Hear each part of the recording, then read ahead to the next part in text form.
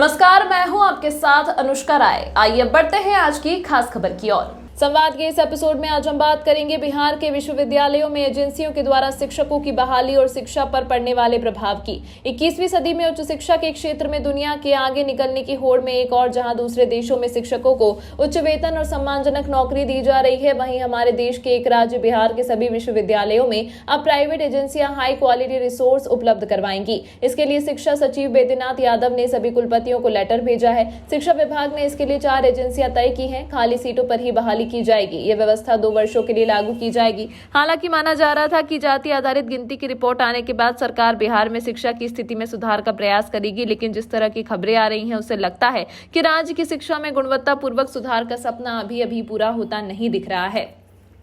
इस फैसले को उचित ठहराने और अपनी पीठ थपथपाने के लिए शिक्षा विभाग ने कहा है कि कॉलेजों में शिक्षकों की कमी दूर करने के लिए यह कदम उठाया जा रहा है। अब सवाल ये उठता है कि कमी तो दूर हो सकती है, लेकिन शिक्षकों की बहाली का यह तरीका कहां तक सही और न्यायपरक है। दूसरी ओर हकीकत यह है कि राज्य की 22.67% आबादी की पढ़ाई लिखाई मात्र क्लास 1 से 5 तक की है। उससे आगे की पढ़ाई उन लोगों ने नहीं की। इसके अलावा कक्षा 6 से 8 तक की शिक्षा 14.33% आबादी के पास है। कई गाँव में पहले 8वीं तक के स्कूल थे, इसलिए लोग आगे नहीं पढ़ पाए। वहीं कक्षा 9वीं से 10वीं तक की शिक्षा प्राप्त आबादी का प्रतिशत 14.71 है। 11वीं और 12वीं तक की शिक्षा प्राप्त आबादी और भी कम है। सर्वे रिपोर्ट के मुताबिक 9.19% आबादी ने 11वीं से 12वीं तक की पढ़ाई की है, अर्थात राज्य में शिक्षा की दयनीय स्थिति है।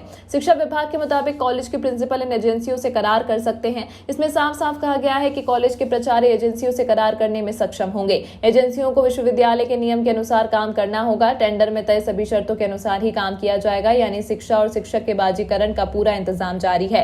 शिक्षा विभाग के द्वारा जारी आदेश में कहा गया है कि एजेंसियों से बहाल शिक्षक पढ़ाने के साथ रिसर्च में भी सहयोग करेंगे। शिक्षक कार्य के अलावा अनुसंधान में भी ये शिक्षक मदद करेंगे। अब ये भी सवाल उठता है कि इतने महत्वपूर्ण कार्यों के लिए सरकार अपने स्तर पर बहाली ना करके एजेंसियों के माध्यम से बहाली से क्या शिक्षा गुणवत्तापूर्ण हो पाएगी। बताते चले कि प्रोफेसरों की बहाली के लिए तय की गई एजेंसियों में 2 पटना, 1 दरभंगा और 1 फरीदाबाद की है। शिक्षकों को पढ़ाने की घंटी के अनुसार पैसा मिलेगा। जैसे एजेंसी से 6 तरह के शिक्षक बहाल होंगे, जिसमें instructor, speaker, assistant professor, associate professor, professor और प्रोफेसर ऑफ प्रैक्टिस शामिल हैं। सभी का मानदेय भी अलग अलग होगा। ऐसे और भी विश्लेषण देखने के लिए जुड़े रहिए अपने इसी चैनल लोक पंचायत पर। अच्छा लगे तो अपने दोस्तों परिचितों में शेयर करें, कमेंट करके अपनी राय दें और हाँ, चैनल को सब्सक्राइब नहीं किया है तो अभी सब्सक्राइब करके बेल आइकन जरूर दबा दें ताकि आपको हमारे नए वीडियो का नोटिफिकेशन मिलता रहे। इस अंक में फिलहाल इतना ही। इसी तरह की खबरों को देखने के लिए बने रहिए हमारे चैनल के साथ।